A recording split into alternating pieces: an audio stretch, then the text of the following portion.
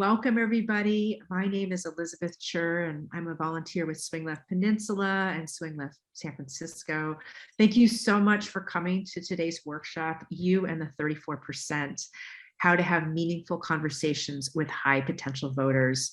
My co-presenter, Dr. Jackie Tulsky, and I are thrilled to be here with you today.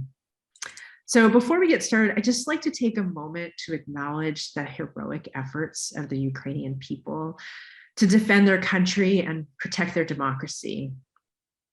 We stand in solidarity with the Ukrainians and people all over the world who sacrifice so much to defend their rights to self-governance. And we invite you as we gather just to take a few moments of silence to remember their struggle as we come here together today.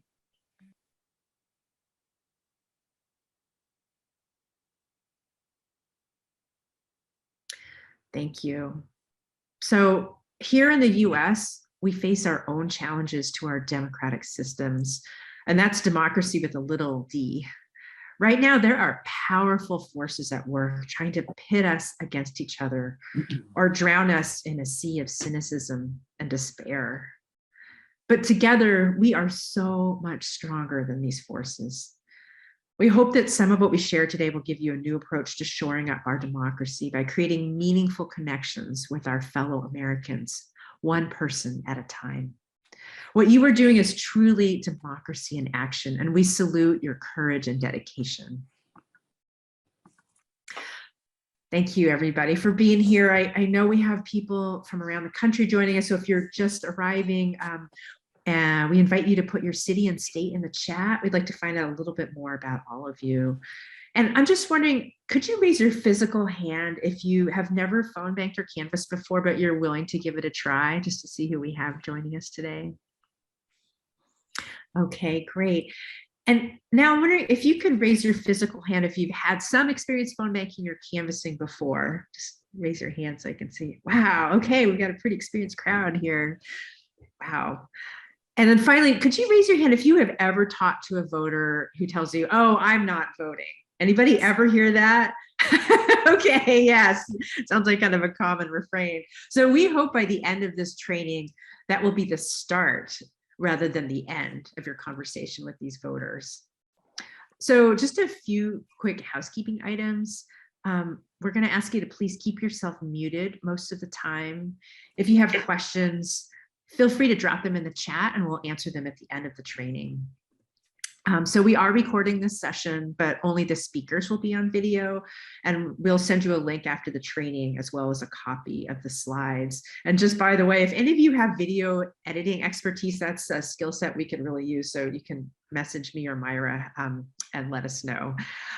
We'll also invite you to complete a survey at the end. This is a work in progress, and we'd be grateful for your feedback. And we do read all of the comments, and we've been kind of fine-tuning this training as we go based on what we hear back from folks. So we know 2 hours is a really long time to be on Zoom, and we really, really appreciate your participation. We're going to go straight through the program today, but if you need a quick bathroom break or a stretch session, please feel free to go ahead. Quick overview of today. We're going to start with some context about the importance of high potential voters, share a few stories, and provide suggestions for how to connect with this very important group. Then we'll demonstrate a few interactions and give you a chance to practice in small groups. Afterwards, we hope that some of you can stick around for an optional Q&A session. So we have 3 goals for today's workshop. First, we hope that you'll learn some concrete new skills for navigating challenging conversations. Second, you'll get a chance to build these skills in the practice sessions. And third, and most importantly, we hope you'll come away with some new tools that will help make phone banking and canvassing less stressful, more effective, and more satisfying. So again, sorry to sound like a broken record, but if you haven't had a chance to print out this handout that we sent you in advance, now would be a great time to do that. We'll be referring to it several times during the training, and you'll need it for the practice sessions. And also just want to point out, in addition to some of the scenarios that we'll be getting to in more detail in a minute, on page 3, there are some handy phrases that you could be using during the practice sessions and hopefully in the future when you're actually talking to voters. Myra's posting another copy of that document into the chat. And if you don't have a printer, we suggest you download the file and have it available for practice sessions. So before we jump in, just a few caveats. Some of what we share today may be very different than approaches you've used in the past. We have a lot of respect for traditional organizing approaches, but for some conversations, especially with people who rarely or never vote, it can be useful to have some additional tools. We don't expect you to use everything we try out today. If you come away with 1 or 2 new ideas, that would be a huge success. Also, we know that some of you may have a lot of background in motivational interviewing. And while the tools we're sharing today are inspired by motivational interviewing, we've taken liberties to adapt these approaches to voter engagement in a very applied way. And we know we are just scratching the surface. We hope you'll still find a few useful nuggets. So to start off, I'd like to just take a moment to ask you to think about what might be possible if we elected Democratic supermajorities at the local, state, and federal levels. What if Democrats not only had the White House, but 80% of the Senate and US House seats? What if our state legislatures were controlled by Democrats and mayors, school boards, and other local offices were also held by Democrats? What might be possible? Take a moment to dream big. And then we invite you to name some accomplishments in the chat if this dream actually came true. So for example, I would love to have universal health care. And Sam too, it looks like. So if you have any wish lists for what could be possible, yeah, put it in the chat. Yes, lots of universal health care, real climate change legislation, freedom to vote, serious climate change action, abortion rights everywhere, universal pre-K, everything, gun control, climate change, racial justice. Yes, anti-discrimination for trans folks.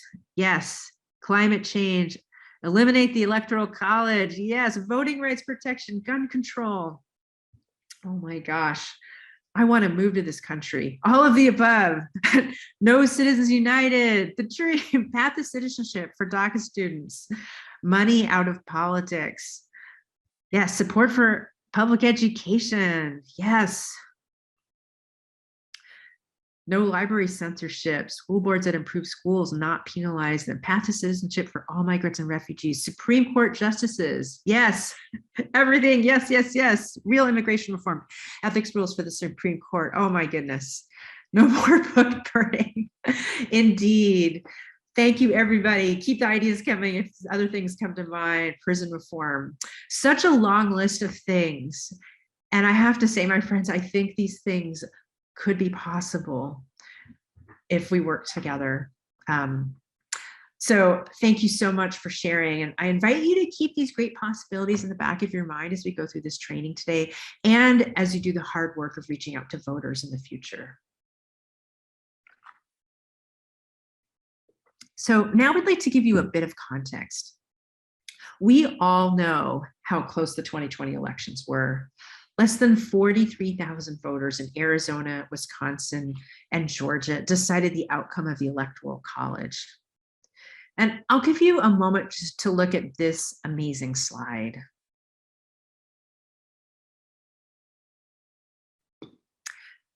So I know there's a lot going on there, but it shows the popular vote in the 3 most recent elections when you include all eligible voters. So the number of eligible voters is determined by census data. It includes citizens age 18 or older who aren't barred from voting because of past felony convictions, depending on the laws in their state.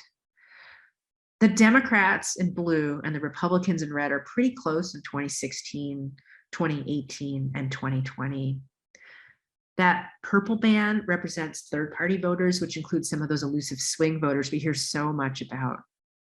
But perhaps our greatest opportunity for impacting the election are the voters represented in green, eligible voters who did not vote. In 2020, a year when we saw the highest turnout in over a century, 34% of the electorate still did not cast a ballot. Many in that group were young people, people of color, and lower income voters, people who may be inclined to support progressive priorities, including some of the ones that you listed just a few minutes ago. Of course, some of these people had their votes suppressed. Others just need help navigating logistics, like confirming their polling location or how to request an absentee ballot. But there is some portion of this 34% that flat out is not interested in voting or only votes occasionally. Midterm elections historically have lower turnout. As you can see, in 2018, 52% of eligible voters did not vote. And that's something to keep in mind in this year's midterms. People who barely or never vote are often labeled low propensity voters. But I like a term used by Anat Shenker-Osorio, a Democratic communication strategist. She calls them high potential voters. It focuses on their strength and their power. If we could encourage even a fraction of these high potential voters to get out and vote, it could have a big impact. Engaging with voters is not a one-size-fits-all process. Instead, I try to tailor my approach based on how the conversation unfolds. So here the voter is in blue and my responses are in green. If they're a strong or likely Democrat, the traditional approach of mentioning a few of the candidates' talking points and making a plan to vote probably works great. This is essential to any campaign and helps ensure that our strongest supporters have all the information they need to vote. If I encounter someone who would never vote for a Democrat or happens to be rude, I don't try to change their mind. I politely say, "Have a great day," and hang up. But at least once each shift, I talk to someone who tells me, "I'm not voting." Bingo, I have just connected with a member of the 34%. But how should I respond? There are 3 pathways. The first is just to thank them and hang up. Some phone bank scripts actually say to do this, but I think this is a lost opportunity. The second path is to preach at them, recite the talking points and tell them all the reasons why this election is so crucial. That usually doesn't work very well. It feels bad to talk at people, and it really feels bad to be on the receiving end of that. The third path requires me to shift gears and to slow down. I try to get curious. Can I view the voter like an anthropologist would? Show empathy and be non-judgmental. Listen more than you talk, especially at the beginning.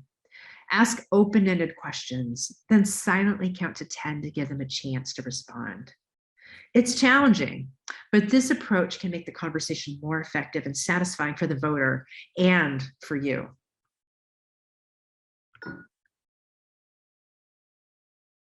So let me tell you about one of these high potential voters. In December 2020, I was calling Georgia for the Senate runoffs, and I talked with a voter I'll call Ophelia. She was really stressed out and didn't know there was another election in January.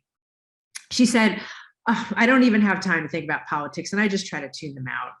She couldn't even remember the name of the president, but she said she didn't like him. She described how hard things were with her mother, who had lots of health issues. Although Ophelia got laid off during the pandemic and her unemployment had run out, she still helped her mom financially. This went on for 25 minutes, and I wondered if I was wasting my time, but she really seemed to want to talk. I said I was so sorry to hear about her situation and that I had also had a sick parent, and I knew how hard that could be. Then Ophelia asked if I was a Democrat, and I said yes. She said she leaned that way too, but she hadn't voted in November. I said, "Oh, interesting. Tell me more about that." She said, "I figured Trump was going to win, so what was the point?" I said, "I'm really glad Biden will be our next president, but it was a really close election, and it showed that we needed every voter." I said, "It would be tragic if Biden can't get anything done because the Republicans still control the Senate. They've blocked the Democrats for years. And the latest pandemic relief bill, the Democrats wanted to include money for things like extended unemployment benefits, but the Republicans refused.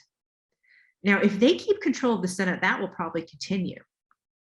But if the Democrats win these 2 Senate seats in Georgia next week and can gain control of the Senate, we can help people who really need it during the pandemic." Something clicked for Ophelia. She said, "Okay, that's it. I'm going to vote. I'm going to make sure my family does too." I said, "That's great. Could you spread the word to 3 people you know? She said, yeah, my husband works construction and he has 100 coworkers. Most of them didn't vote in November either. But we'll tell them that now that we have a new president, we got to make sure that he get things done. So get out and vote on January 5th. We're Hispanic and we're going to get this going. We'll tell them get out and vote and then come to the cookout. I said, wow, you are really connected to the community, Ophelia. You and the people you know could decide the outcome of the runoffs. I asked if I could send her information about early voting and text her a reminder on election day. She said, sure. So afterwards I texted her, and this is what she wrote back.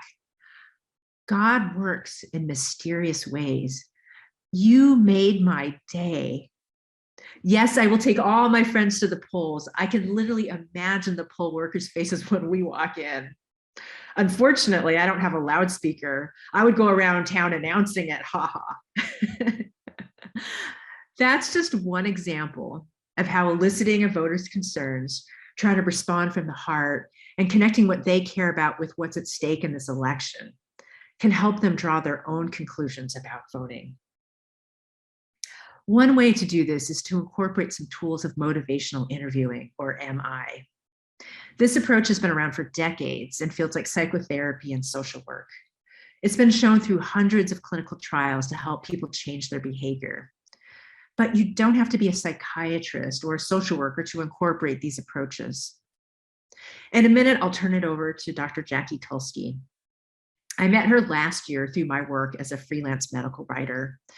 Jackie is an internist who's had decades of experience caring for patients at San Francisco General Hospital who have HIV, substance abuse disorders, and mental health issues. And yet, even with these huge challenges, some are inspired to make big life changes, like taking a step towards reducing their drug use or getting a COVID vaccine. She uses motivational interviewing to help engage with compassion, drawing out their intrinsic desires to change and helping them align their actions with those desires. Jackie is also a motivational interviewing trainer, and we're so lucky to have her with us today to share ways for applying these tools to effectively engage with voters, especially high potential voters. Jackie?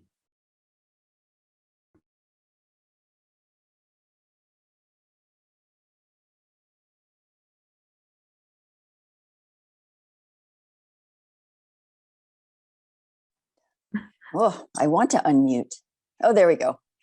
Well, listen, thank you. Sorry for the delay, but I feel really lucky to be with you all. And I'm really grateful for your interest in learning about motivational interviewing and how to use it in conversations with high potential voters. So what is motivational interviewing, or MI? It's a method of communicating which seeks to draw out someone's own motivation to help them sort out their own ambivalence for change. Ambivalence is something most of us are very familiar with, sort of feeling two ways about something at the same time. Like, I really want to eat healthy, but that bag of open chips over there, it knows my name and is calling me over. And although many people are not happy with their elected leaders, life doesn't seem to change so much no matter who's in office, so why bother voting? There's some specific skills and tools that we can use to have MI-consistent conversations, but learning MI really starts with a philosophical approach to communicating. The spirit of MI has 4 principles with the acronym of PACE. Interestingly, all 4 are woven through Elizabeth's conversation with Ophelia, helping Ophelia resolve ambivalence about voting. The first is partnering. We try to take the attitude that what the person we are talking to thinks and has to say is as important as what we have to say. We ask questions that are open and invite the person to tell us more. We listen to hear what they are ambivalent about and what they would change and why. For example, we learned that Ophelia had too much to do, and so much of it felt out of her control. But she didn't really like Trump, and there were some things that were really important to her, like taking care of her mother. The second A in PACE is autonomy.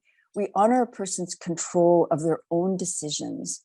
We recognize and respect their right not to change. Maybe Ophelia will vote her interests, and maybe she won't.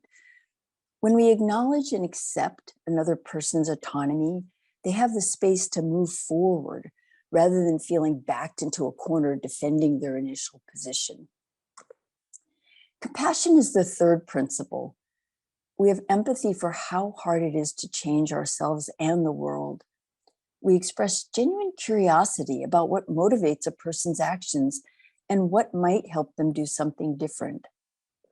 When Elizabeth listened to Ophelia's troubles and said, "I know what it's like to care for a family member," she shows compassion for how hard it is to be human.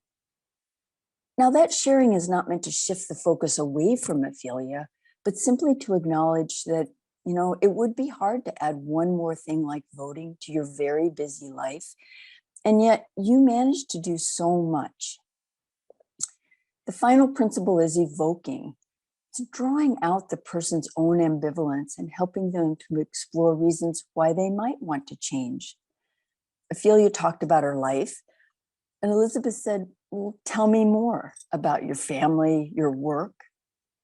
Evoking means asking the person what they want to change. If you elected a person that listened to you, what 3 things would you want them to know? Or if an honest person was elected, what 2 or 3 things might be different a year from now? We use PACE, those 4 principles of the spirit of MI, to support all our other MI skills.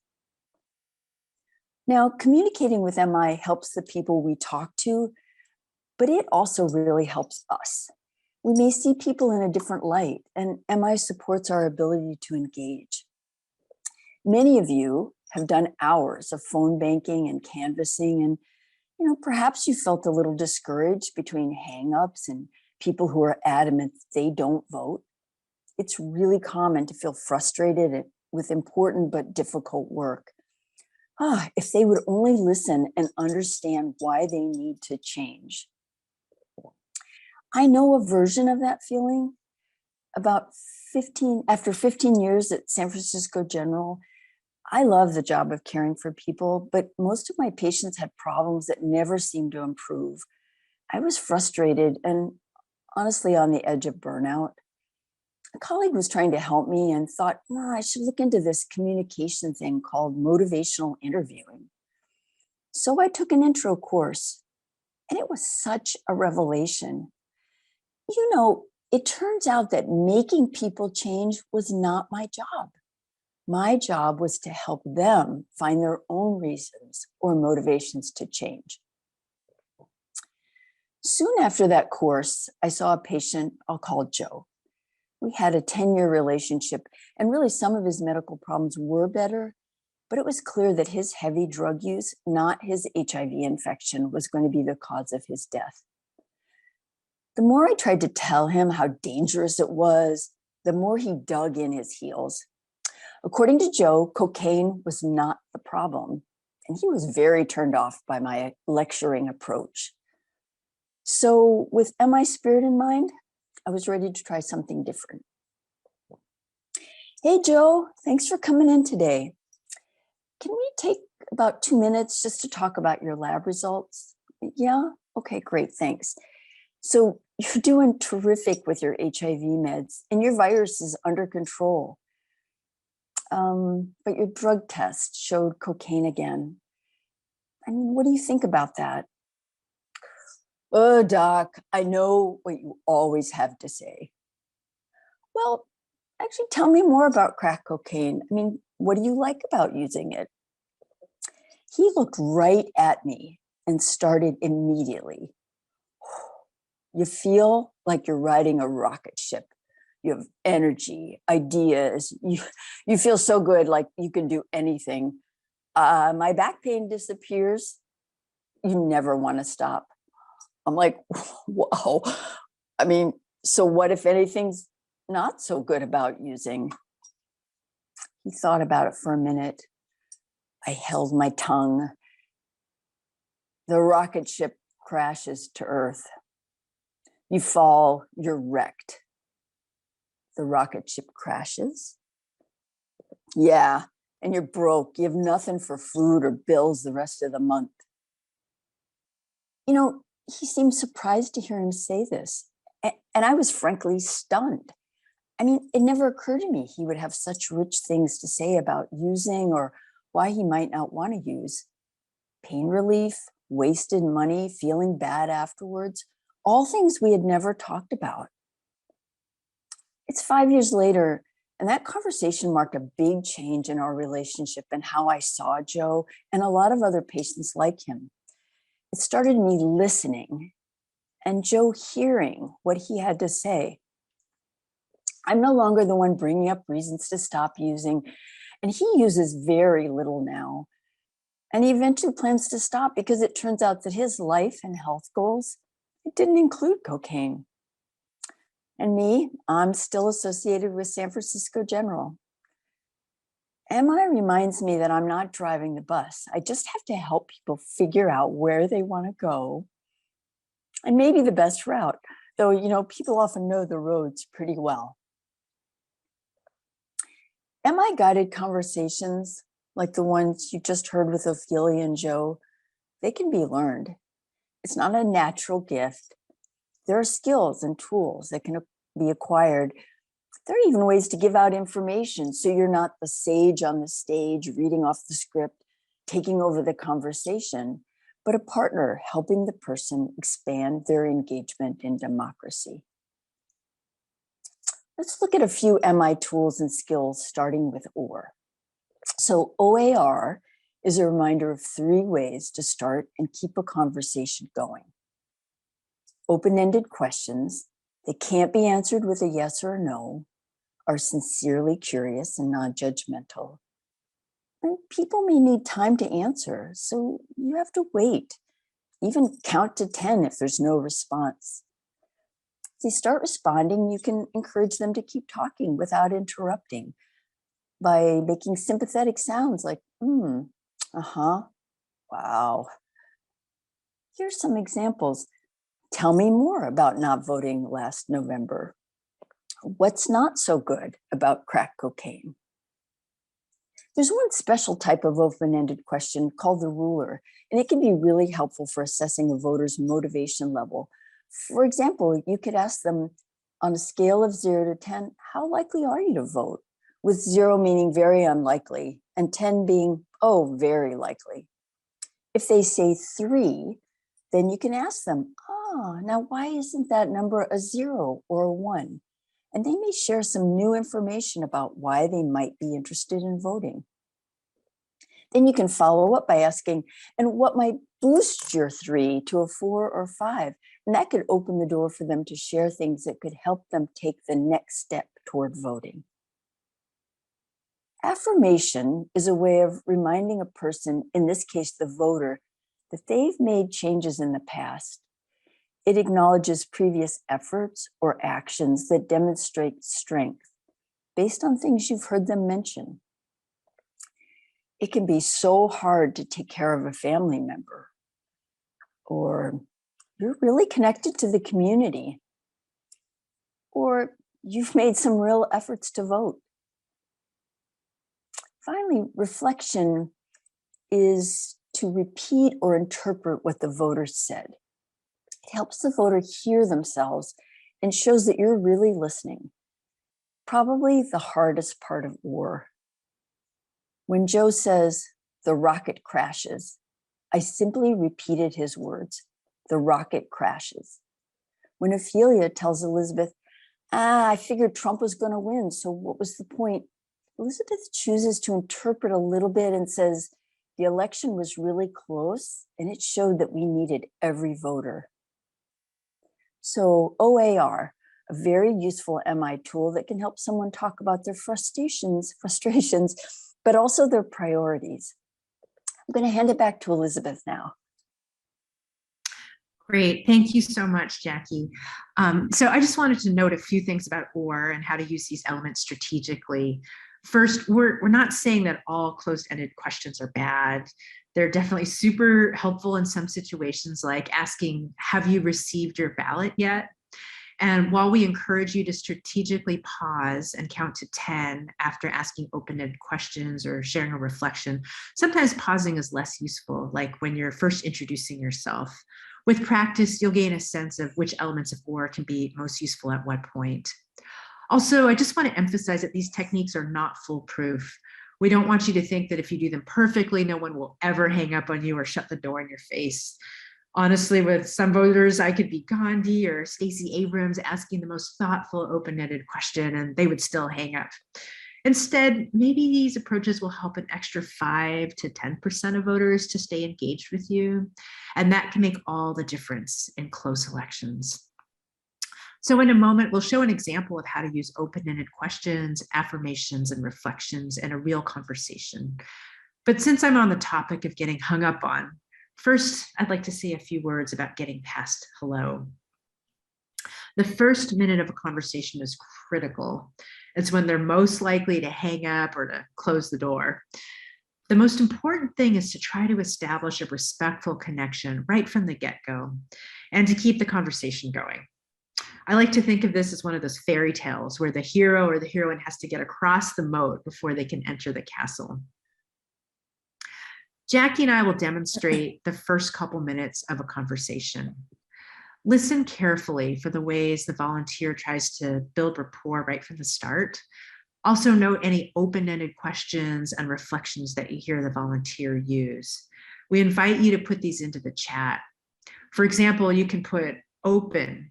If you could change anything about the country, what would it be? Or reflect. You wonder if one vote makes a difference. After this demo, we'll give you instructions for practicing a similar conversation in small groups. So right now, I will call Jackie on behalf of Arizona Senator Mark Kelly, who, as you know, is running for election this November in a very tight race. Ring, ring. Hello? Hi, my name is Elizabeth. May I speak with Jackie Tulsky, please? Yeah, that's me. What's this about? Oh, I appreciate you taking my call. I'm a volunteer with the Arizona Democrats calling in support of Senator Mark Kelly.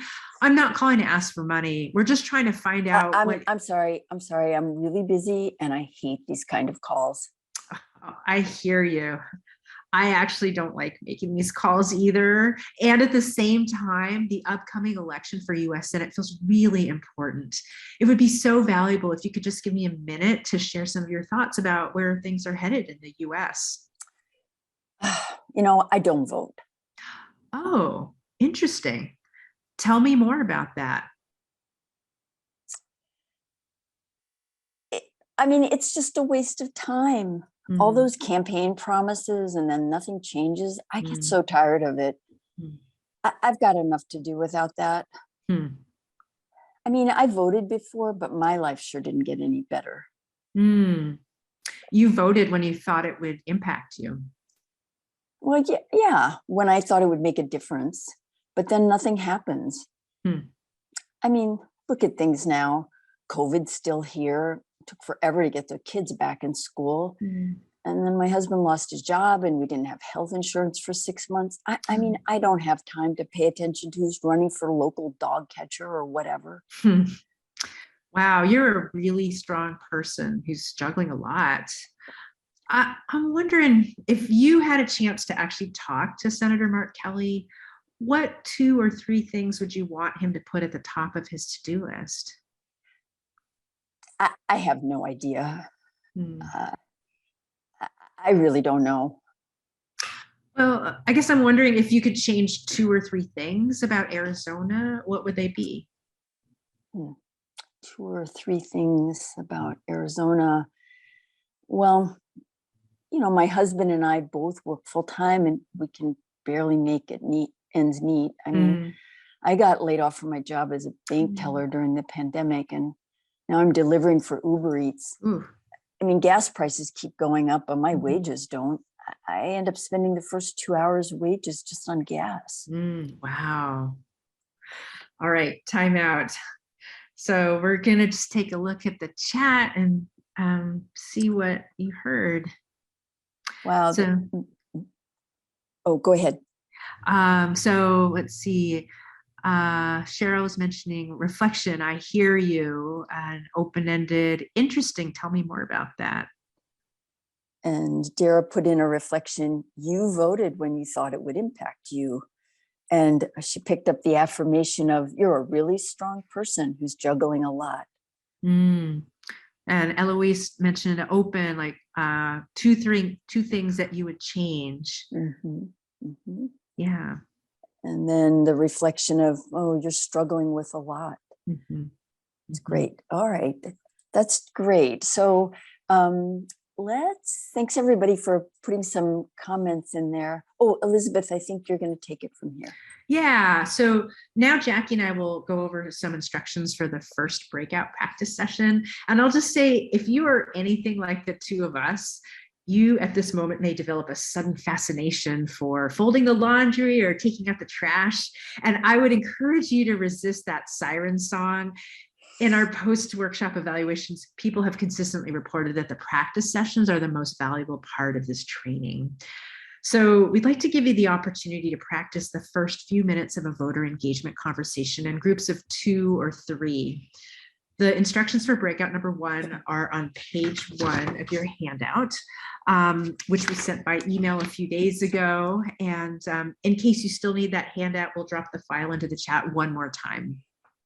We highly recommend that you print it out or download it and have it available on your screen. Is there anybody who doesn't have access to either a printed or just copy on your screen? If you have any problems? Okay, Amanda. All right. Let's see. Maybe Myra, can you drop it in the chat one more time? Okay, Amanda, if you can download it, that would be great. If anybody else is having issues, you can just message Myra and she can help you out with that. So the person whose name comes first in the alphabet in your small group will start off as the volunteer. The next person alphabetically is the voter. And the last, if you have a third person in your group, will be the observer. So for example, Alicia would start as the volunteer, Maria would be the voter, and Zachary would be the observer to start. We'll do 3 rounds of practice during this session so you can get a chance to try out all 3 roles in scenario number 1. Mm-hmm. Now, as the volunteer, you're respectful, curious, and trying to build rapport with the voter. Get the voter to talk about why they're reluctant to vote and try to use at least one open-ended question and one reflection. In this practice, you're just trying to get the ball rolling and you don't need to get the voter to commit to anything yet. Just try to listen more than you talk. If you get stuck, there's some handy all-purpose phrases at the top of page 3 of the handout that you can use. For example, there's, oh, tell me more about that, or I'd really like to know more about such and such, or that sounds really hard, and then pausing, counting to 10. Often that really helps to get the ball rolling. As the voter, you're busy, but you're willing to talk, especially if you sense that the volunteer cares about what you're saying. Try to channel someone you know, or perhaps someone you've phone banked, who's reluctant to vote, but willing to hear what you have to say. Push back a little, but don't be the grumpiest voter in the world. Kind of give your partners a chance to practice. And finally, as the observer, if there's 3 people in your room, when it's your turn to be the observer, listen carefully and write down a few notes to yourself about open-ended questions that you hear, reflections, or strategic pauses. Being an observer is a great learning opportunity. It gets you a chance to actively listen and kind of tune your ear to the voter's priorities and ambivalent feelings. You can also watch the ways as a volunteer helps the voter hear their own reasons for change. So every 5 minutes, we'll ask you to switch roles. And if you only have 2 people in your group, try to divide your time evenly between the voter and volunteer roles. Your group will have 15 minutes total to practice. And please stick with the same scenario on page 1 of your handout. Just change roles each time. We'll get to scenario number 2 later in the training. In each round, you probably won't get a chance to finish an entire conversation, but that's fine. We mostly want you to practice getting across the moat and using open-ended questions and reflections. Today, we have two fabulous volunteers helping out, Dara and Cheryl. Do you want to just raise your hands and wave? Great. So one of them, or Jackie or I, may pop into your room in case you have questions or need some guidance. We may also pause the conversation to suggest opportunities to use some of the tools that we've been discussing. If you're having technical issues or you're the only person in your room, you can send a chat message to Myra, our Zoom host, or come back to this main room and she will help you out. I think we're all back now. So thank you everybody for participating. I heard some really great conversations, a lot of learning going on. And we're just gonna take a few minutes to debrief that practice session. So I wonder if we could start out, or Jackie, do you wanna lead us off on this? Yeah. Like we did with some of the other things, just drop into the chat I asked the question for each of the roles. So when you were in the voter role, what did the volunteer say or do that made you want to open up? If you could just drop some phrases into the chat, that would be great. So again, when you were the voter, I'm pulling up the chat. Let's see. Give people a moment here. I'm only going to take, sorry, go ahead. Go for it. Yeah, where Amanda said, I'm only going to take 1 minute of your time. Tracy notes, well, when the person said, I hear you. And who said, Terry really liked what they put it right up front. I'm not asking for money in that first sentence. Yeah, Laura talked about validating and mirroring. Sue talked about affirming my frustration and listening well, no defensiveness or preaching. I think that is key and underestimated to rather than just jumping into your agenda, affirming where they are at and letting them know that they're being heard and witnessed. Mm-hmm. Sharon, we're not asking for money. Marilyn talked about the caller didn't rush me. And I think that's also related to not just trying to jump to your agenda. Martha talked about what's important to you.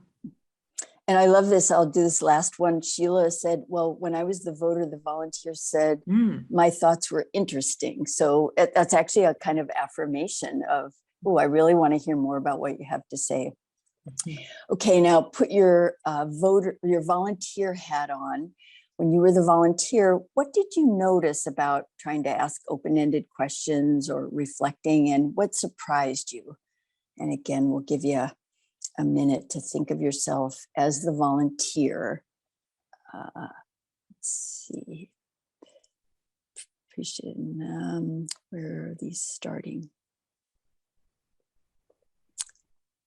It looks like someone, this is with the voter, you feel secure about our democracy, but so the volunteer was interested in my thoughts. That's from Tony, thank you.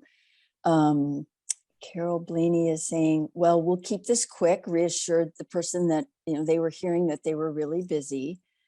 Kelly's saying, man, it was hard actually.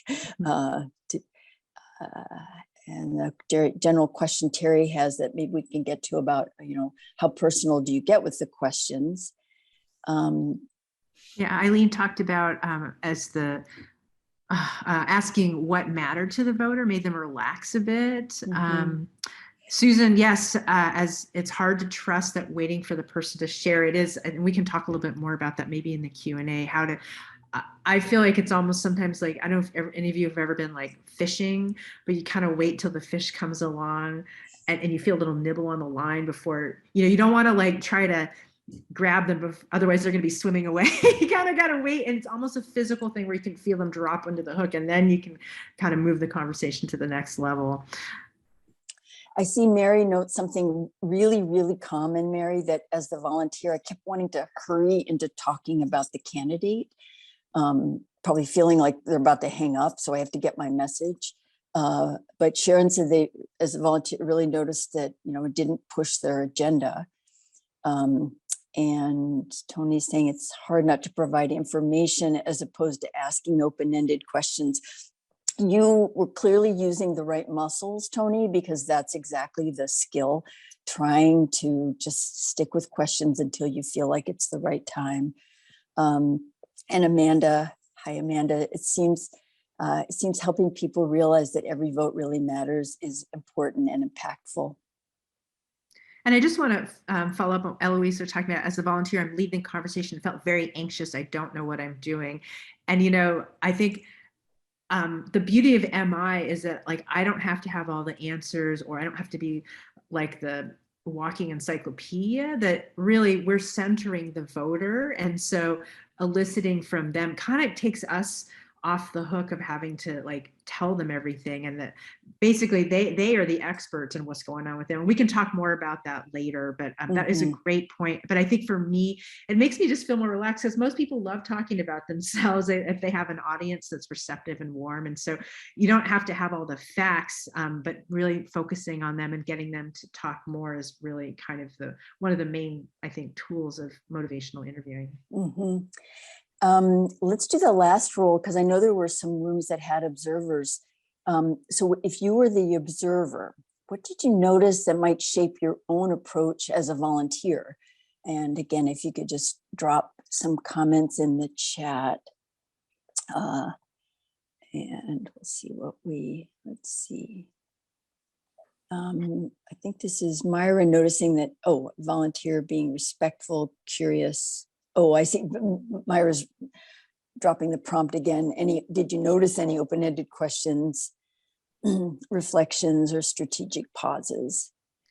Laura was just mentioning, I think more in the volunteer role, that she has two kind of voices, like energetic and kind of upbeat and friendly for women, and a little slower and calmer for men, and that seems to work well. I think sometimes for me, I've noticed kind of mirroring their energy. If they're like really upbeat, like I try to raise up the energy, and if they're kind of more calm, I try to meet them there. I see Jerry saying, as the volunteer, the volunteer, she noticed that the volunteer was empathetic both with sounds and words. And Bob, this is actually noticed that the volunteer was really responding to what the voter was saying. So again, letting the voter do the work, not so much feeling like they had to do the work. And Kelly noticed empathy, curiosity, listening to the voter, which is just terrific. Amanda talked about what would make you want to vote this time around. OG talked about openness, curiosity, empathy conveyed by the volunteer were all helpful.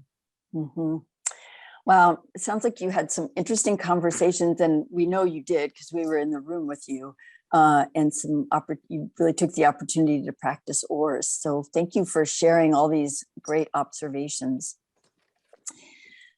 So once you've gotten across the moat, you have the opportunity to enter the castle and get to know more about what's really important to the voter. Some of you may have already started doing this in the practice sessions we just had. I was hearing that. As this flow chart shows, when we switch gears into motivational interviewing mode, we bring our non-judgmental curiosity to the conversation. We try to listen more than we talk. We use open-ended questions, affirmations, and reflections, all as tools for helping elicit something called change talk.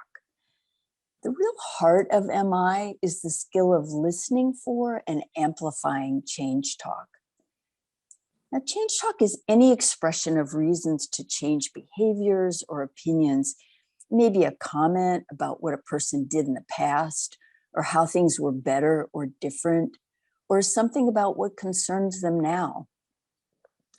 The goal is to have the person talk about their own motivations for change and help them really hear themselves. Here's some examples of change talk from Joe and Ophelia. The rocket falls to Earth. You're broke. No money for the rest of the month. Or Ophelia saying, I don't really like Trump.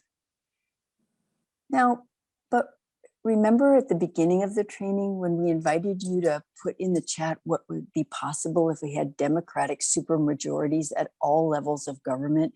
You had an amazing list of things like universal health care about 15 times, real climate change legislation and protection, passing the ERA, universal pre-K, election protection, gun control, money out of politics. All of those are examples of topics that could elicit change talk if you explore them further with a voter. But remember, we said that people often feel ambivalent about changes. So what you might hear most when we start a conversation is sustained talk. What's sustained talk? Well, it's what you might guess. It's comments that support the status quo, statements that argue for keeping things the way they've been, kind of the, just go along to get along approach. Here's some examples from Joe and Ophelia. You feel like you can do anything using crack cocaine. Or, I don't have time to think about politics. I just try to tune them out. I'm going to ask Elizabeth to give us some more tips about change and sustained talk. Yeah, so often a conversation with a high potential voter isn't divvied up 50-50 between change talk and sustained talk. Many times they'll say 9 things about why they're not voting, but then they'll mention one little thing that indicates they might have other thoughts or feelings about voting. Milk it. If you listen hard, sometimes people will give you this opening. This little shred of change talk is the crack in the wall of the status quo. That's what you want to focus on, reflect back, and invite them to talk more about. You know how mice are so talented at finding food? They don't need you to leave the pantry door wide open. If there's a little crack in the wall, they can squeeze themselves through it to get to the good stuff. And that's what we want to do if voters give us an opening.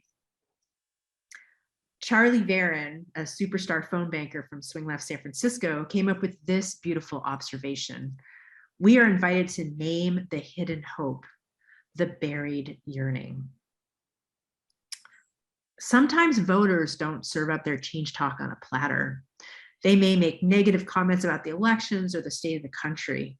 But if you bring your curiosity and empathy to these statements, you might be able to gather more intel about what they care about. For example, they might say, politicians make lots of promises, but nothing ever changes. You could say, oh, sounds like you have some ideas about how the country could improve. Tell me more about that. Or they might say, I haven't voted for decades. You could say, oh, you have a track record of voting. What inspired you to vote the last time you did?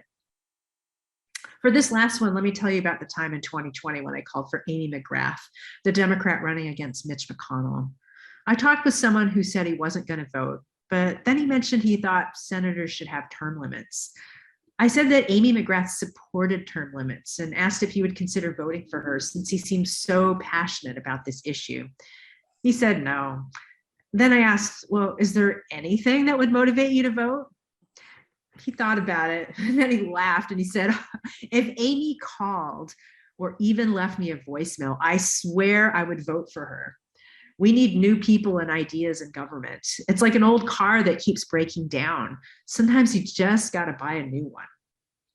By asking him that question, he gave me way more information and even committed to vote if he heard from Amy.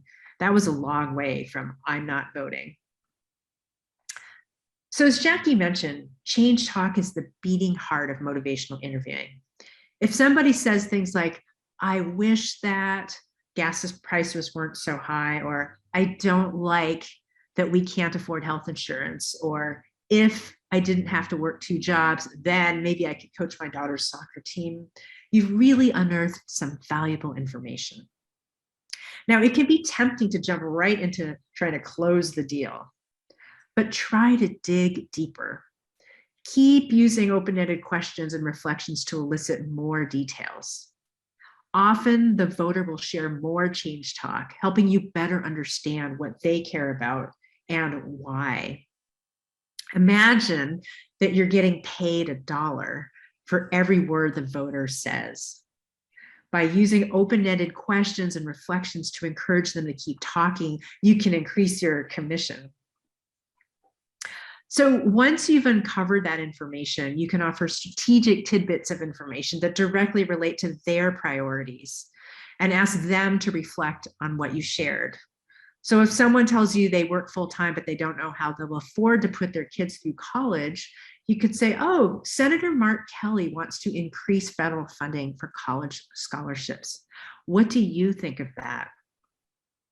Finally, as the conversation winds down, you can use the ruler to assess how motivated they are to vote or to support your candidate. Then you can make an ask that's tailored to their level of enthusiasm. If someone says they're a 2, it might not make sense to say, can you count on your vote? But we can help them take the next step by offering to text them the candidate's website. Incremental progress is fantastic, especially with the 34%. You are laying the groundwork for the next conversation they have with a volunteer. And of course, if the voter is more motivated, you could help them make a plan to vote or ask them to vote triple by saying, could you make sure 3 friends or family members vote to re-elect Senator Mark Kelly? End on a positive note by summarizing any next steps, like, I'll text you that information in a minute, and thank them for their time. So now Jackie and I will do another demo, which will illustrate an entire conversation with a voter. Listen for examples of change talk and sustained talk. Pay attention to the ways that the volunteer digs deeper to draw out even more change talk. Again, we invite you to drop examples into the chat. You can write change. I wish we had honest leaders, or sustain. I voted before, but nothing changed. This demo is just an example to give you a flavor. We hope it will help you begin to tune your ear to be able to identify change and sustain talk. We'll give you more time to go deeper in the practice session that you'll be doing right after this. Ring, ring. Hello? Hi, I'm trying to reach Elizabeth Chur. Who's calling? My name is Jackie, and I'm a volunteer with the Arizona Democrats. I'm not calling to ask about money. I was just curious to find out. Oh, I'm not interested in politics. I don't vote. Tell me more about that. I'm just a college student. I don't consider myself a political person. You're really focused on school and what the future might look like. Yeah, I guess so. Well, if you could change 2 or 3 things about the country, what would they be? I don't know. Everything's going fine for me. Oh, it's great that things are going well for you. I'm really glad to hear that. So, Elizabeth, maybe if you could change things better for some of your friends, what would you change? Well, some of my friends are dealing with student loan debt. I'm fine. I got some scholarships and I work 30 hours a week to pay the bills. Whoa, tell me more about how do you manage to paying for your school and all your other bills? Well, I'm just busy all the time. Either I'm in class and doing homework or I'm working. Oh, gosh. Oh, it's fine. I've been doing that since my first year. Well, I wonder what your life would be like if you or your friends got more scholarship money. I guess that wouldn't hurt. I don't want to have more debt than I'm already going to have. A lot of politicians talk about reducing college costs, but my tuition's gone up every year. Yeah, no kidding. I mean, it's hard to plan for your future if you think you're going to have a big bill when you graduate. Could I share something a bit about Senator Mark Kelly and what he's been proposing for college students? Yeah, okay, but only one more minute. I'm actually headed to work right now. I'll make this quick. As you might have heard, Senator Mark Kelly is the Arizona senator in Washington who's running for re-election in a really tight race this fall. He wants to increase funding for Pell Grants and lower interest rates on federal student loans. What do you think of that idea? It could be good if there was more scholarship money available. Yeah, one of my friends is a politics major and she keeps telling me I should vote. So on a scale of 0 to 10, how likely are you to vote in this election, with 0 being no way and 10 being I'm ready to vote today? What number would you be? I don't know. I guess maybe a 2. And why isn't that a 0 or a 1? Well, my friend's really smart and she thinks it's important. smart people hang out with smart people. Hmm. What do you think would get you to a 3 or a 4? I don't know. I guess if I didn't have to take time off work to vote. Would you like me to text you a link to request a ballot by mail? Yeah, that's fine. Great. I'll do it right now. It's terrific you're considering voting in this election. I really hope that Senator Mark Kelly can earn your vote. Yeah, I'll think about it. I got to go now. All right. Thanks for talking. Have a great day. All right. Thank you. So let's see what you heard and what you put in the chat. Pull up the chat list. See all kinds of comments. Some change talk from Cheryl. I don't want more debt. Sebastian noticed friends with student loan debt, working a lot. Yes. Sustained talk, though, from Carol noticed, everything's going fine for me. And Dara, I don't consider myself a political person. Yeah, change talk. Cheryl mentioned a friend tells me I should vote. Yeah, Susan noted like making progress with Elizabeth despite her lack of openness. And I got to say, even though it's kind of a low energy, this is a pretty realistic scenario some of the times. Terry mentioned smart people are friends with smart people. Oh yeah, Dan has a great point. Like, don't expect big change in like one conversation necessarily, but kind of trusting that those little tiny incremental steps, may open the door to more later. I love this. Terry saying, well, it's good you didn't say listen to your friend and vote, right? So you held off on the idea of preaching, just listening. All right. And Victoria is saying that, Elizabeth, you actually channel a terrific teenager. Thank you. All right. Well, thanks everybody for sharing those observations. And now we're going to go back to Elizabeth for instructions about the next breakout. Great. So now we'll give you another chance to practice. Please look at the instructions on page 2 of your handout, and we'll drop it into the chat one last time just in case. This time, the person whose name comes alphabetically first starts off as the voter. Next in the alphabet is the volunteer. And if you have a third person, they'll be the observer.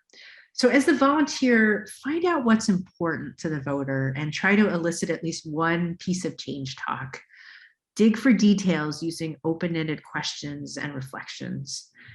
If there's time, make an ask that's tailored to their interest level, but don't worry if you don't get all the way through the conversation. As the voter, you can be a little grumpy, but please don't be too hard on the volunteer. You're busy, but you're willing to talk, especially if you sense the volunteer cares about what you're saying. Then you can open up and say more about what's important to you. As the observer, focus on listening and noting examples of sustained talk or change talk. And for bonus points, you can also track open-ended questions and reflections. You'll have 20 minutes total, so about 6 to 7 minutes per round. We'll prompt you to switch roles. And if you only have 2 people in your group, try to spend about half the time as the voter and half as the voter. We're all back now. Okay, great. Well, welcome back, everybody. It was terrific listening in on some of your conversations. We heard some really thoughtful dialogue taking place. And we're going to take just a few minutes to debrief the practice session like we did before. So when you were the voter, what did the volunteer say or do that made you want to open up? Made you hear yourself? Please go ahead and just drop some chat responses and we'll read out a couple.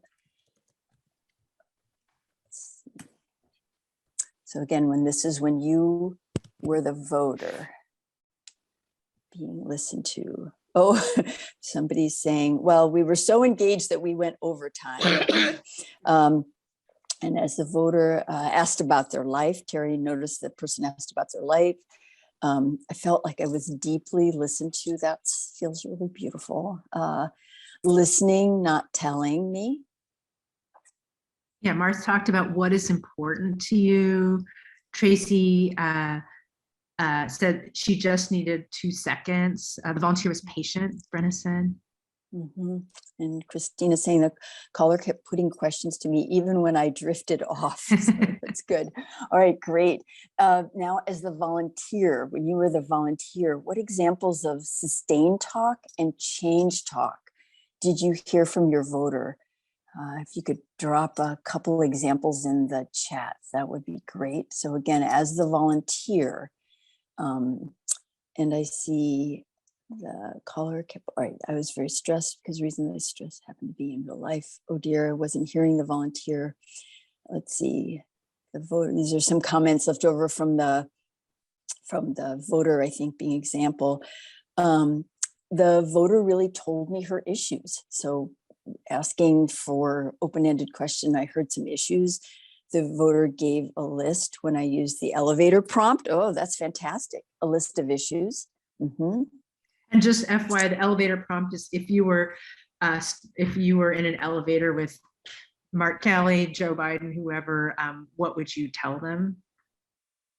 Mm-hmm. All right. Let's go ahead for the sake of time.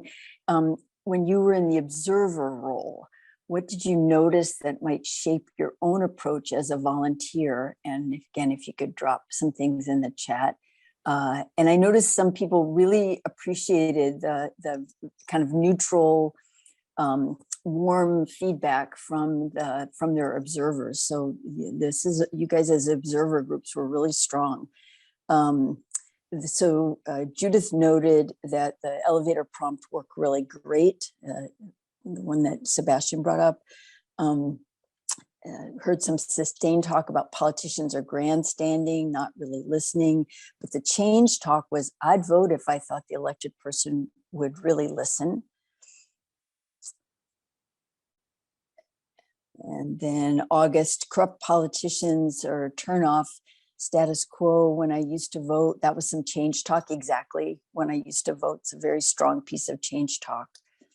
Mary talks about when the voter mentioned that she was concerned about climate change and would talk with Senator Mark Kelly about that in an elevator. Mm-hmm. Joan talked about the volunteer often said they also felt or experienced the same thing that I was talking about. So you're validating while keeping the energy with the voter.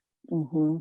Well, I'm going to close it out now, but just say this is A+ group. You really dug into the practice, even when you felt like you weren't doing it quite the way you wanted to. And I even heard somebody say at the end, oh, they got pulled back too soon. They wanted to hear the feedback from their group, though. So thanks for doing the practice and thanks for sharing your observation. And now Elizabeth's going to close us out. Yeah, so in a minute, we're going to wrap up the formal part of the training, including one more story I want to share with you. But first, just a few other items. We would love your feedback about today's training, and we're going to drop a link for a 2-minute survey into the chat. And we will also send you all the slides in a follow-up email. We knew we threw a lot of information at you today, and it can be a lot to process. When talking with the 34% or really any voter, it's impossible to anticipate every situation that might come up. But just like basketball players practicing skills like they're dribbling, passing, and shooting so they're ready for a game, we hope you've been able to learn about some core skills that can help you navigate obstacles and tune into opportunities when talking with voters. We hope that you will continue practicing these skills in the coming days, not just with voters, but you can also practice when you're talking with friends, family, coworkers, and then bring that to your conversations with voters as well. So one great way to practice is to phone bank. Swing Left Peninsula is hosting fantastic phone banks every Saturday morning at this time from 10 to 12 Pacific, and every Wednesday evening from 5 to 7 p.m. Pacific. And we are dropping a sign-up link in the chat. Let's see, hopefully we'll have this full slide up there in a second. If you found the training helpful, and you think that your group might be interested in co-sponsoring a future workshop, please let us know. I will drop my email into the chat, or you can share your contact information and our survey. We could also really use help with spreading the word about this training. So please be in touch if you could help with either of those things. I'm just going to take 1 second to put my email in the chat.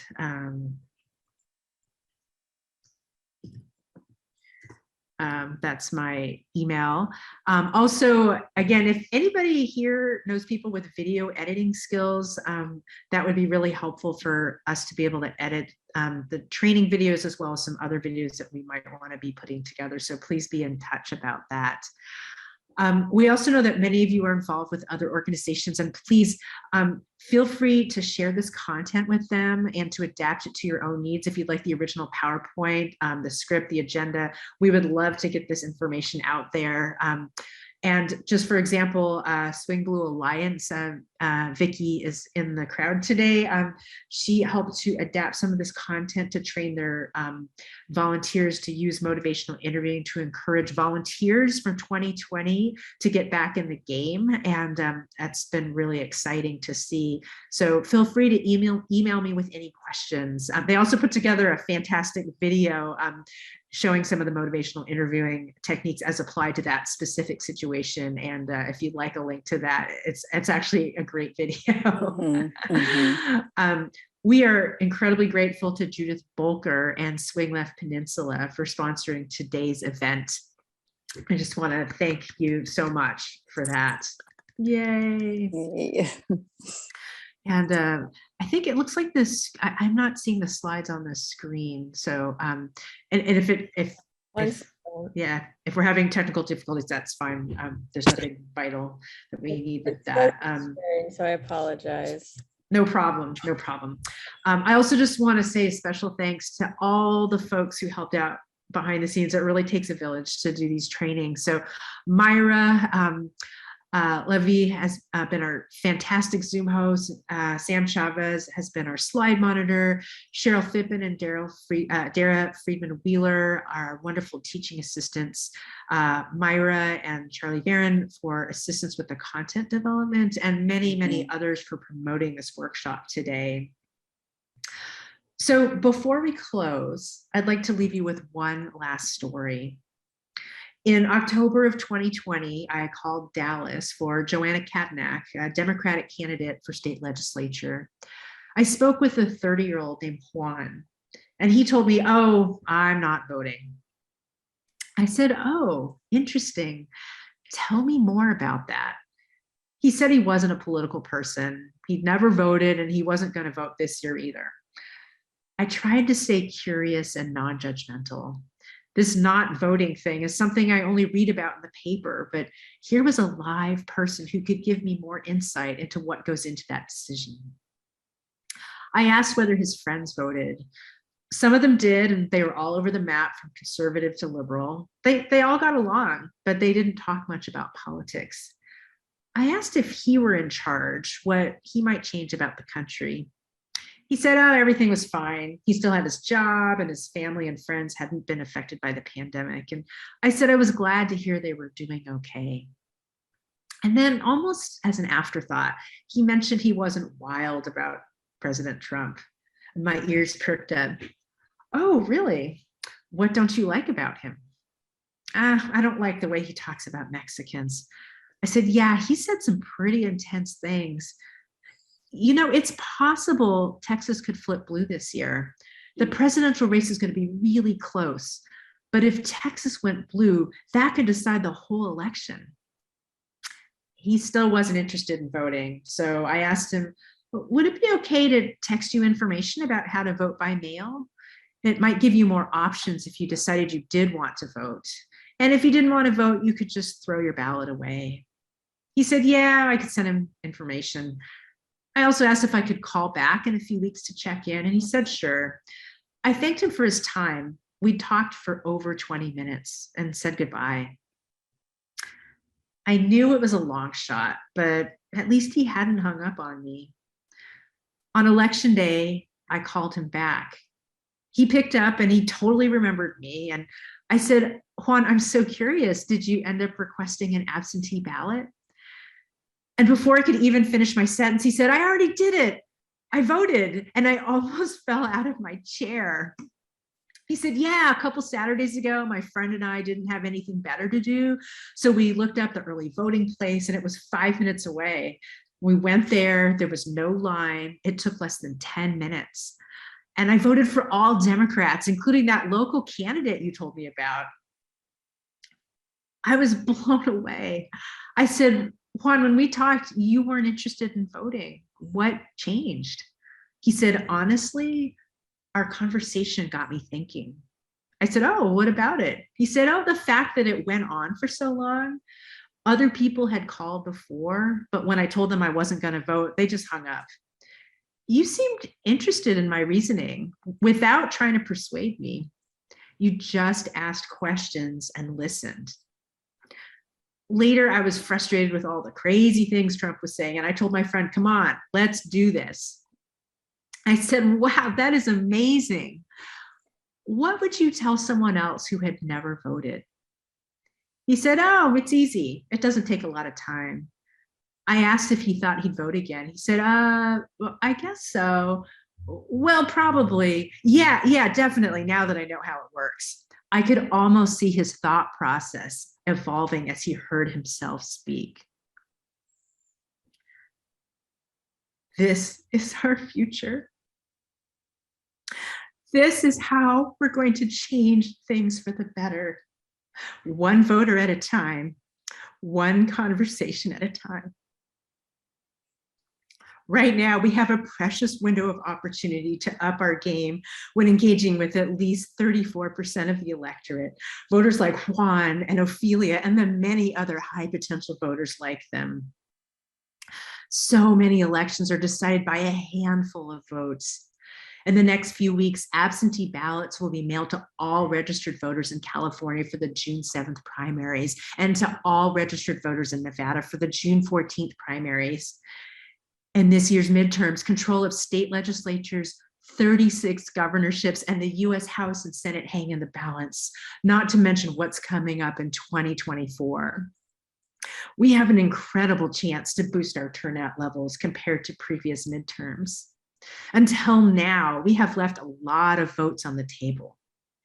But just think what we could accomplish if we had full participation in our democracy, including many members of the 34%. I invite you to remember the very beginning of this training, when you shared such amazing visions of what might be possible if we had democratic supermajorities at all levels of government.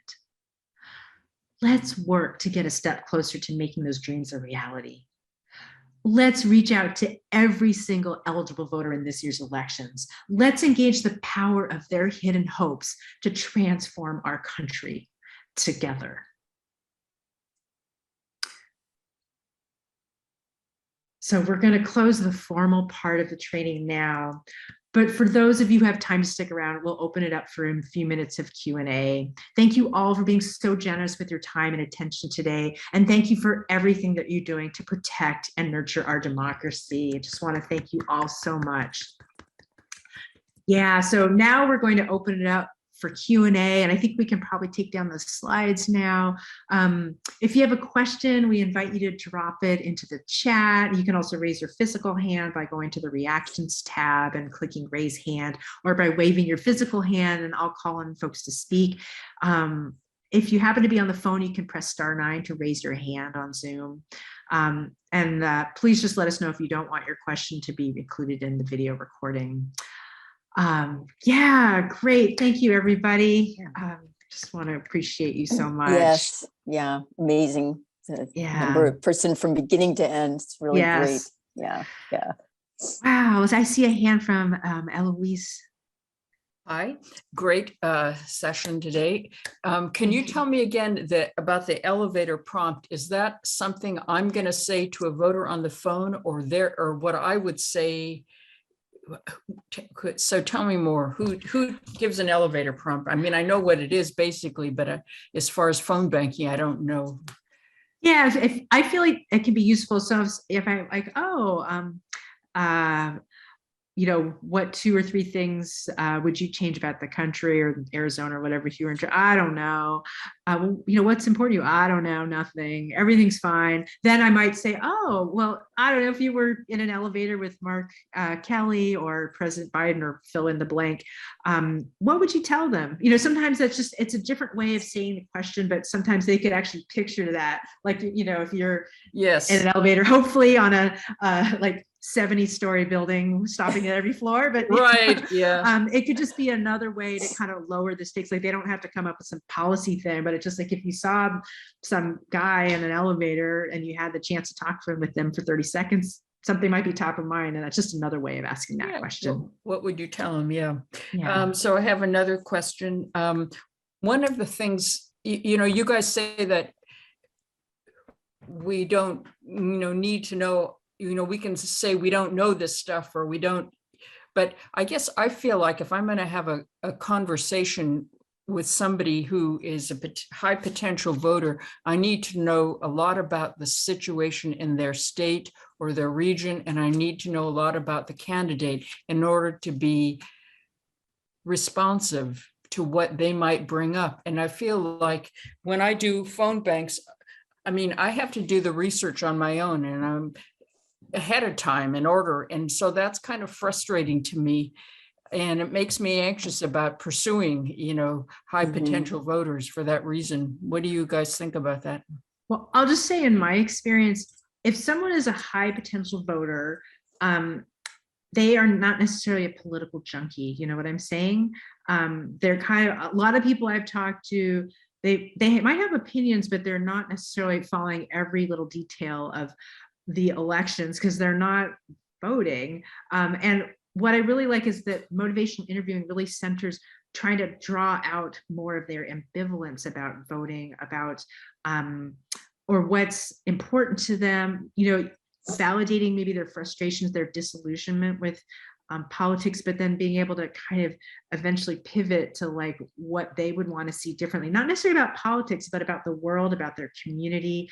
And I feel like a lot of the Democratic candidates have similar platforms. They believe in, making, health insurance more available to people. They believe in, extending unemployment benefits, supporting women's right to choose. Like those are pretty common things. And so you don't necessarily have to know the details of every single point. And it's okay if you don't know. You could say, well, actually, that's a great question. I could find out more and get back to you, and then get their number and do get back to them. But I don't know, Jackie or Judith or, Cheryl, Dara, if you have any thoughts about that. I think the 2 quick things I'll say is that that is absolutely the instincts as you begin to use motivational interviewing, is that, oh my God, I don't know enough about what to tell them. And it's when you hear yourself saying that, just remind yourself gently that that's sort of not your job. Your job is really just to get them to talk about the things that, the wide spectrum of things that are concerning to them, because then you can just ask back. It may turn out that, in fact, they know a lot about some general movements or some general things in their state or in their county. So your job is to keep the focus on them and bringing up things. And then I love what Elizabeth said about, I'll get back to you. It's I'm a professor at UCSF and rounded in the hospital. And believe me, those guys get smarter and smarter, those new trainees every year. And you just don't know all the answers. So it's just like, that's a terrific question. And sometimes I'll say, you might want to, can you come back and tell us more about that tomorrow? But really what I would say on the phone with a voter is, I would love to pull that out of the candidate's website, and how can I send you some information? So it's more acknowledging what a good question and how you'd like to explore, but you can't do it right now. Okay. Yeah, Cheryl, Dara, Judith, other thoughts? I'm sorry. Go ahead. I would just add to that, that you could, another way to sort of turn that back to empower the voter, I think, is to say, those are really good questions. I'd like to take that back to Mark Kelly. Are there other issues you'd like me to bring back to the campaign so that he's aware of what you're thinking? Judith, maybe? I would say also that if you don't know something, that's a time that you can say, yeah, if you're willing to share, I don't know the answer to that right now, but if you're willing to share your cell phone number, I'd be happy to text that information to you. And that way you don't have to know everything. And even I'll just add real quickly, looking it up on the spot, which I think has already been suggested, but like, hang on, let me just check the website to make sure I don't give you false information. I think not only gets them the information they need, but also models for them that you can find it pretty easily. That's it. So hopefully. Yeah. I have one last question, and it is, do you recommend or suggest any resources to learn more about motivational interviewing? Oh, Because it seems like a wonderful thing, and maybe there's like you, Dr. Yes. T, who's the last name I Jackie. can't remember. Oh, Jackie's fine. You said you did a training somewhere. Yeah, there's it's a very well studied science, and it was developed in New Mexico by a group of physicians and psychologists, psychiatrists, I think is their disciplines. So there's lots and lots of information, and I can work with Elizabeth, because there's some nice things that are kind of intro to MI that are 5 pages, 10 pages, and then more advanced. I know I have educators like Dara, Cheryl, do you have resources that you think? I sometimes just suggest the website at the University of New Mexico. So if you type in motivational interviewing and UNM, you end up on there. I think Bill Miller and colleagues have posted some resources there. Lots of things at different levels of learning. Yeah, Right. it's a good idea. Thank you. that would be interesting. Let's see, I think Amanda had her hand up next, and then I see Jerry and Susan after Judith. So let's go with Amanda. Thank you for an excellent training. I'm wondering if you two take this show on the road. I work with a group of about 300 folks called Rise Up to Action in San Francisco, and we always have speakers and do different things once a month. So if we could book you for the future, and what does it mean to sponsor you? You asked for sponsors, and what would that look like? Just to publicize it to your members. I mean, this is an all volunteer effort, so there's no payment or anything involved, but just to get the word out, we find that it's been great to be able to work with. Yeah. So if you message me, I put you can message me in Zoom, and I put my email in the chat, but I'll do it again. Actually know Jackie, and I was gonna say, Amanda, you have a big IOU from me to you for all those years. So I think we could work out something, and we have like a 1 hour kind of presentation mode version of it without all the practice. So yeah, fantastic. Okay. We'll be in touch. It's great. Thank it's you. great having you here. Thank you both so much. Yeah. Thank you so much. Judith. Oh, I just wanted to comment because Sebastian used the elevator technique on me, and it just, as the recipient of that question, it made me think, and then it just opened up like this whole string of things. It's a powerful question, and I would urge everybody to kind of begin to add that to your repertoire of getting to when you're speaking with volunteers. It works like magic. Wow. That means that for those of you who don't know, Judith is like the queen of phone banking. So for you to actually learn something new, that's a high endorsement. Susan and then Jerry. I think Elizabeth has a very warm, communicative, intuitive style. So that's a lot of it, but also your knowledge of Kelly on issues, I thought was really part of your positive impact. I unfortunately, I'm not that familiar with him. And And I only just read recently how he like didn't support some, Biden nominee because of business interests, or, one of the few negative things that, there's always something to say negative about every elected, but it's like, oh, if I was doing this, I would definitely need a sheet with, the environment work, or, I would need like a little bit of a cheat sheet. 100%. To be effective. Yeah. Thank you. I think Mission for Arizona may have some good resources. Yeah, I have a couple of things I can put Thank you. in chat. Thank you. Yeah, it's a great point. Jerry and then Sebastian. I just want to say how spectacular you guys are as leaders. Oh. This was fabulous. Another really well spent 2 hours. I learned so much. But addressing, was it Terry? You were actually in my group. Terry, was it Terry or Eloise? Question.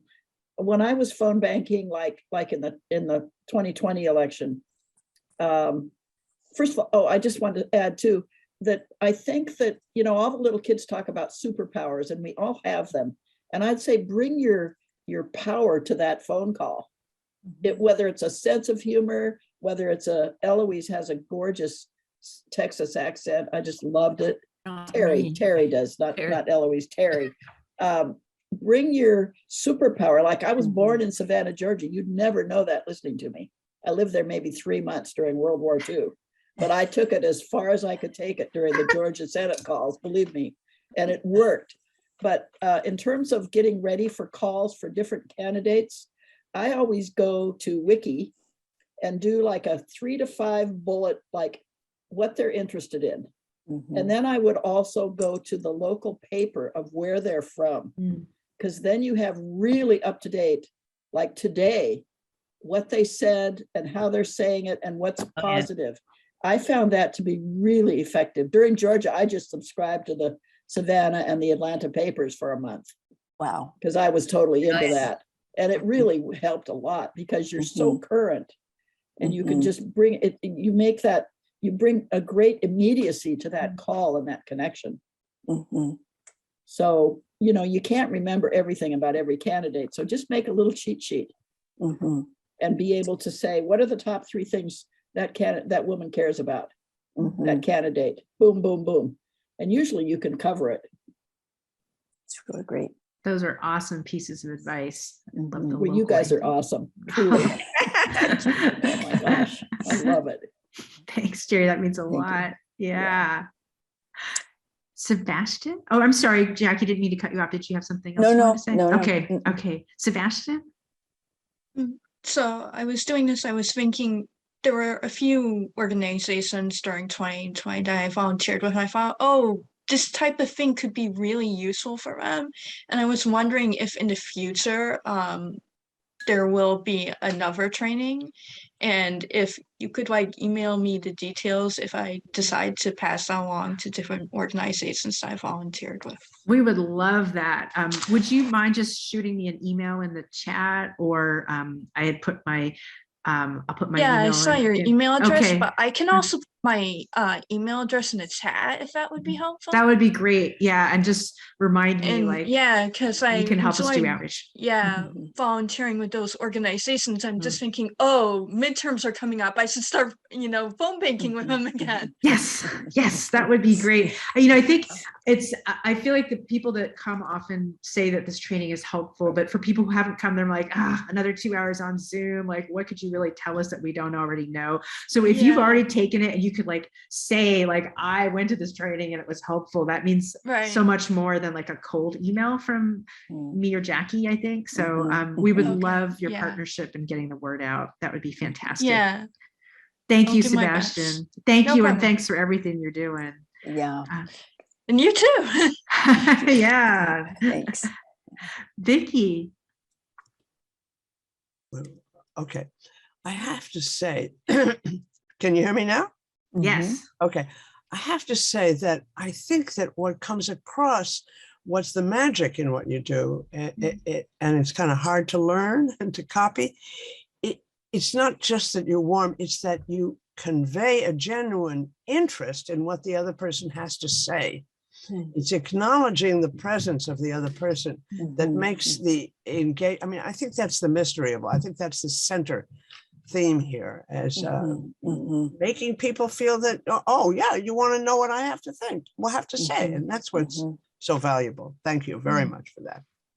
Thank you so much for that comment. And I have to say, I feel like partly it's kind of a skill that can always be improved.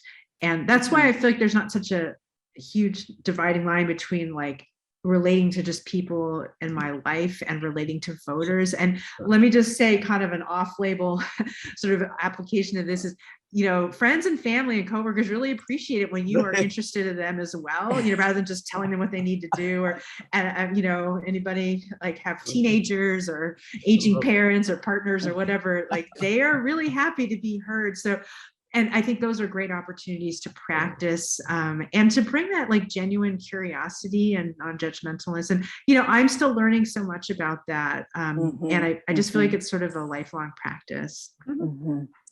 And I should say it is scary. I really appreciate the comments people have made about, oh gosh, I don't know enough to use this technique. It's so much easier when I could just hang on to my script and I do the talking. But it is so much more satisfying to do it the other way. Even if you get the 10 hangups, you get one conversation where you learned something about the person and they in turn hopefully learned something about like the idea of a volunteer calling who's not trying to scam them into, I don't know, getting a new back brace or, all these weird calls that you get. Like this is a call that's not like that. I think it really has an impact for, potentially our communities and not to be too grandiose, but maybe even the whole country, this feeling of listening. So anyway, really appreciate you all being here. Okay. Thank you. And the work you guys are doing in Boston. Yeah. Absolutely. Can we get Donald Trump on the next training, you guys? Or maybe some of my family members. Yeah, some of our conservative members. Republicans. Oh my God. Yes, some of our family members. Yeah. Yeah. Okay. Any right. last comments? I don't know, Cheryl, is there anything that you would like to say? Yeah, well, first of all, just wonderful to be here again. I think this is the third or fourth time I've been able to come to a training, and I've learned not only from Elizabeth and Jackie, but from being able to go into the various breakout rooms and observe wonderful conversations. So thank you all for that. And I was thinking one analogy that I wanted to share was that I'm a big sports fan. And one thing that, we hear athletes say all the time is when they feel like they're in a groove or they feel like they're in a flow, they say, oh, the game slows down for me. And I think that when I'm able to use MI on a call, it does feel like the call slows down. It feels like you're able to really interact in a very sincere, open way. And so I just wanted to thank everybody who participated, and especially Elizabeth and Jackie for this opportunity. Thanks so much, Cheryl. Yeah, really humbled by that. Yeah, great. I don't mean to put you on the spot, but Mary Frank, I don't know, you do so much organizing in Wisconsin, and I'm just wondering if there's anything that you would like to say.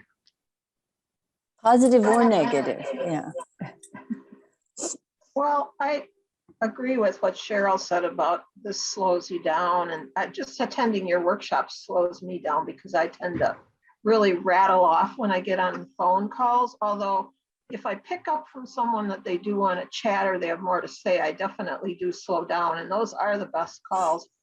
I have a comment though that it's not really so much about this technique, but so it may not be something you want to attempt to answer, but I have an ongoing issue with people who sign up to phone bank and then they're very, very disappointed to the point where they don't want to continue because they didn't get to talk to a million different people. They don't seem to value those few really good conversations that they have the opportunity to have. And I'm trying to figure out ways to kind of head that off in our trainings ahead of time. So, we tell them you're going to be doing this and you're going to have, one pickup to 10 or 12 calls or whatever it is. But it's so many of them who seem like they'd be really good volunteers come back and say, oh, this just isn't for me. This isn't for me because I didn't get to talk to very many people. So it's like, I don't know how to, integrate this all together with that, I guess. Judith, I'm sure you deal with this a lot. If you have any insight onto that. Say the question again. I'm sorry. I was looking. What do you do with people who volunteer and they? Oh, right. Okay. Yes, I got distracted. Yeah. Well,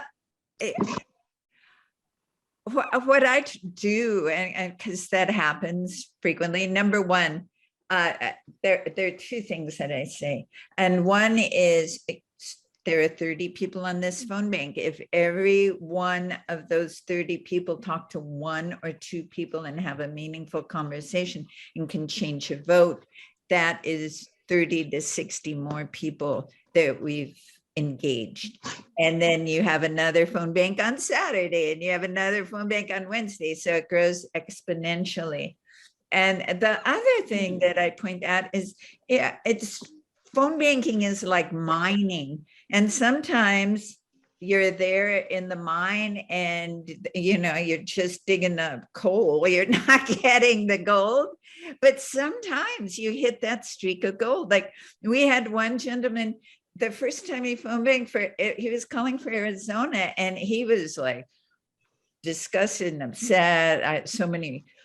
I didn't really talk to anybody the whole time, but he did come back.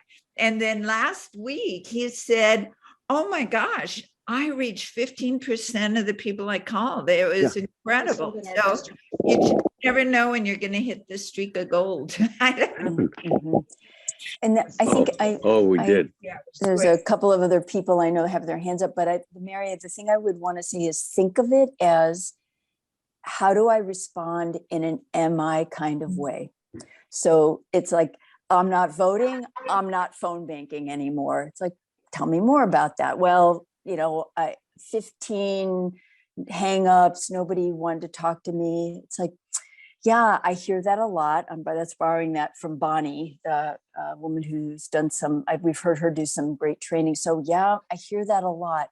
So tell me what was good about phone banking. Really try to elicit any little nugget crumb that you felt. What did you feel good about?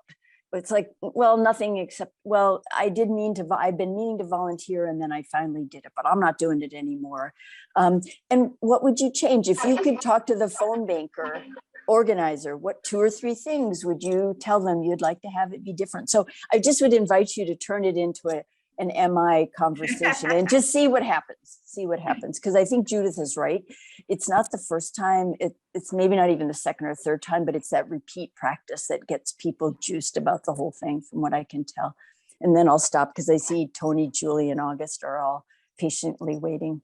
Yeah, so I think August had your hand up first, and then Tony and Julie. So August. I just want to say how grateful I am for this training, because when I would get these the responses that anybody that phone banks are going to get that person, I don't vote, or I'm not interested, or the shutdown. The thing I've noticed on a lot of those calls, I was stumped. Number one is what I noticed, but the thing that was so frustrating is they would say that they would make that kind of statement about I don't vote or I'm not interested. But there wasn't an instant hang up. It wasn't, there was a space there. And it was like, I was so frustrated. They'd always get in my head because I didn't have the tool to go ahead and pursue it. And I just didn't know what to say. So this was so on point. I really appreciate it. Thank you so much. That's awesome. I feel like if I have my back against the wall and I have no idea and I go blank, almost every situation, tell me more about that. If that's the only thing you took from this training, I feel like that is a great fallback phrase. Yeah. Or we always do also, it's like, well, sounds like you have some strong opinions. I'd love to hear more about them. I love that. Okay. Tony. Oh, hi. Just as a follow-up to Judith on motivating reluctant phone bankers, is it's important, I think, in the training to define success.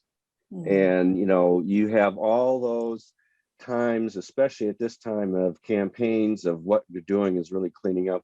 A lot of what you're doing is cleaning up lists and identifying the voters here, and just emphasize to the volunteer how important it is to register all those wrong numbers, those people who are just not ever going to vote for a Democrat. And the only other comment is, you know, just one positive voter is just so important for every 2-hour shift. Thank you all. This is a great program. Thank you, Tony. So much, Tony. Julie. Yeah, I appreciate the idea of setting the expectations. Cheryl commented on it in the chat, and then, you know, Tony brought it up. We've been talking about this actually a lot at our Wisdom's leader training because of hearing that. And so I know a lot of people respond to, you know, the emotional part of it, where you talk about, you know, if you reach this many people, you know, and that gut feeling. But one of the things, there are people who are more numbers people, who are more data people. And so for a training I'm doing next week, that's called Why Wisconsin, for people who are, you know, trying to decide which state they're going to support, you know, from out of state, because that's what I do. I'm an out of state leader person. I'm actually pulling all the numbers from all the different regions of how many calls were made in each region, and then break it down to say, here's all the calls that were made. So if this percentage of this call in this region, you know, because in certain regions, for example, we had races that were run, you know, locally, that were won by less than 25 votes.